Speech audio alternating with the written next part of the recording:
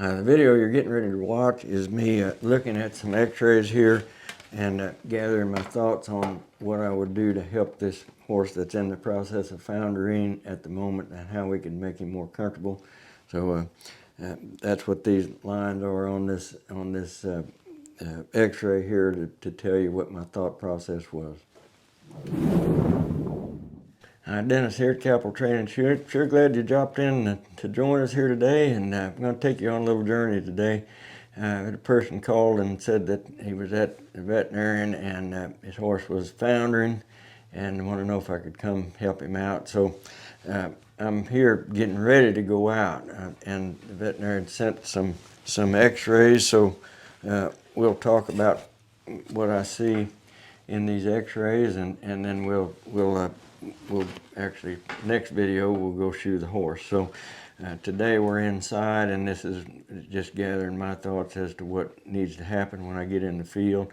I like to be as prepared as I can when I get out there, because you know, these horses that are sore like this, they can't stand on that other leg hardly long enough to let you work on them. So we need to be prepared ahead of time so that when we get there we're efficient. We can get under that horse, get done what we needed to get done, and get out of there. This horse doesn't appear to be too terribly bad from the x-rays. X-rays are a tool, and they can be very helpful, but they're not the sole answer. I've seen x-rays of horses that when I look at the x-ray I think, boy, that horse, I have to wonder if he's able to walk, and you go out and the horse looks sound. Other times you'll look at an x-ray and you think, I don't see anything wrong, and this horse is sore. So they're a tool, and where the tool comes into benefit for me is knowing exactly where that coffin bone is relative to the hoof capsule. And that's mainly the tool that I'm going to address. Tool is not the right word. That's the part of the foot that I'm going to address to give this horse as much relief from unnecessary torsion that would come from distortion. And as you can see in this picture, get the cap off here. All right, so the foot's coming down, and the hairline of that horse probably starts up here somewhere and ends down here. So it's going to come across there similar to that. It might be a little high here in the front. It probably is. The hairline probably more here. Okay, and you can see out of the hairline, the foot comes down pretty straight from there to there. But below that point, that foot is starting to stretch forward.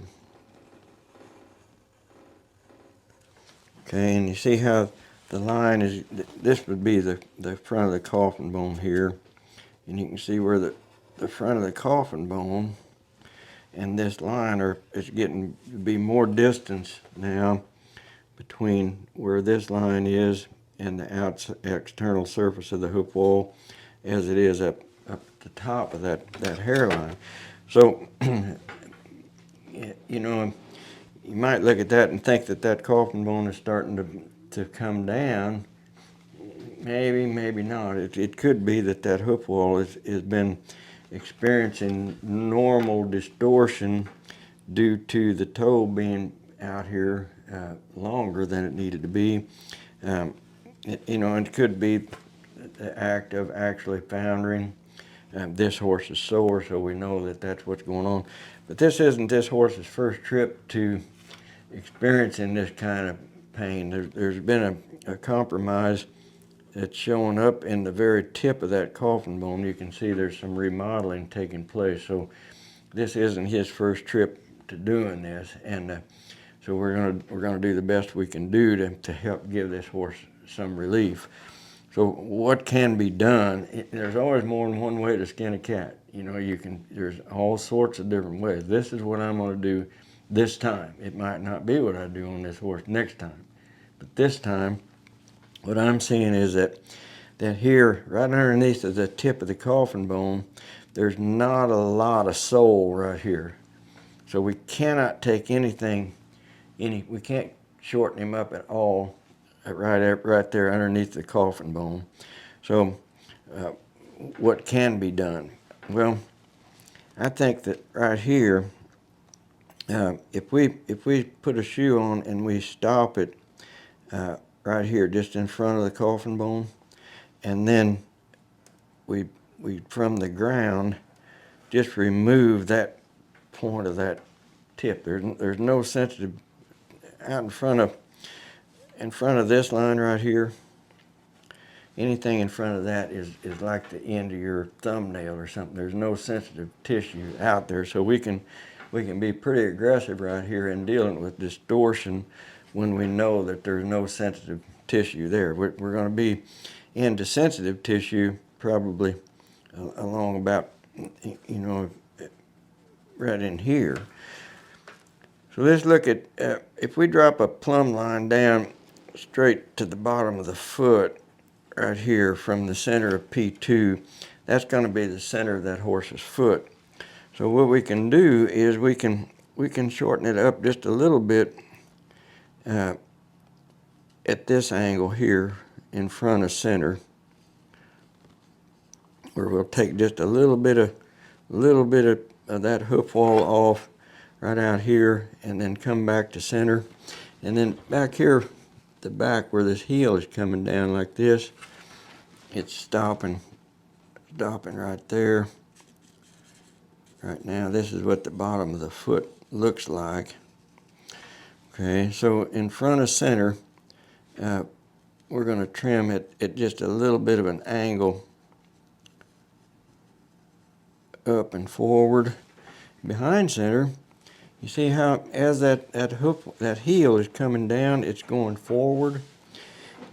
And I don't know until I get there and actually see, but I suspect that there's going to be a good deal of heel that can come off of this horse. And if we start here at center and come back and take that heel off at that angle, you might say, well, we'll have him standing right here in the center of his foot, and that's not what I'm after. So what I'm gonna do is place a shoe. You see right here where at the heel, the last place that horse is touching the ground right now is there, and by trimming that heel off, it moved back, almost a ½ inch, well over a quarter, and that's going to give that horse more support at the back of his foot, and it's going to allow that frog to have more contact with the ground. So what I'll do is I'll just bend that shoe around center, and then it'll come up this way, and I'll stop that shoe right here in front of that coffin bone, and then I'll just take that toe off. And depending on how sore the horse is, I might put a pad underneath that shoe. I might just put the shoe on. I think the mechanics of what'll be going on with this bent shoe will really give this horse a lot of relief. So the horse is going to land heel first, and then the mechanics of the shoe, what that's going to do when he lands heels first, is going to allow that frog to have more contact with the ground, which is going to increase circulation and going to help stimulate the possibility for healing to take place in a better situation here. It's also going to allow that frog to apply a bit of an upward pressure here to the back of the coffin bone, which is going to keep these bones supported as they need to be. If we don't have anything at the back of the foot holding that coffin bone up, they tend to want to just fall down through the foot because the laminae have loosened up here during the process of founder. The laminae are in a weakened condition, so we need to keep a good amount of support in the center of this horse's foot, which is the frog, holding these bones up in place. And that's what trimming that heel off in this fashion is going to allow that frog to have a little more direct contact with the ground, and it's going to help support those bones. But we don't want to have it so low that we put too much tension on the deep digital flexor tendon coming down around the back of the horse's leg. We don't want to compromise him there, so we're going to use this center point, that bent shoe. He's going to hit heel first, and then the shape of that shoe is going to right away as soon as he loads up, because when the horse first takes a step, yes, he's hitting heel first, but he's not loaded up. As his body passes over that leg, then he's going to load up. There's where the tension on the tendon is going to come into play. So if we've got that shoe shaped in such a way that it picks the back of that horse's foot up and sets him over easier, it's going to relax the tension on the tendons as he's going forward. Then he's going to stand on the front part of that shoe as he's traveling, and the shoe stops just in front of the coffin bone right here, so we're protecting the coffin bone area with shoe, but then we eliminate the prying effect, which is taking that hoof wall and stretching it away from the foot. So by the mechanics of the shoe, where it's placed, and then how we trim the bottom of that foot is going to relieve the prying effect that's taking place right now, which that prying effect would, in a horse like this, would be like if somebody had you by the thumbnail and were just pulling it back up over your thumb. It hurts, so we want to do what we can do to relieve the tension. Now we're not going for a beauty contest here, so I'm leaving this extra toe out here in front on this horse.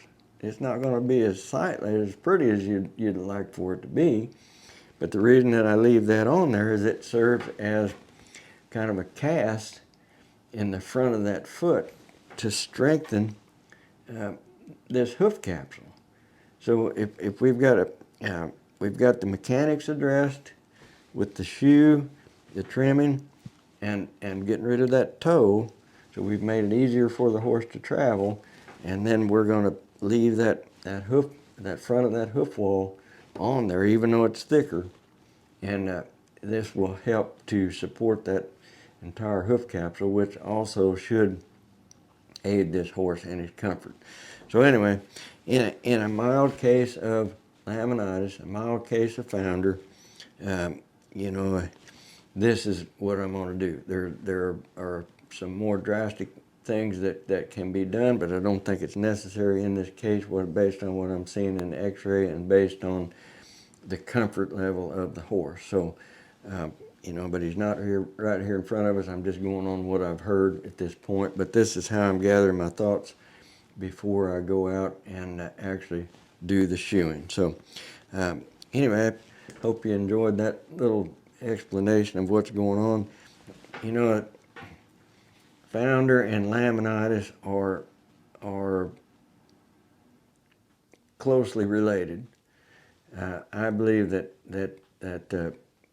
founder is when the horse is actually painful, and it is the prying away of the hoof wall from the coffin bone itself. I think that's pretty well describes what founder is.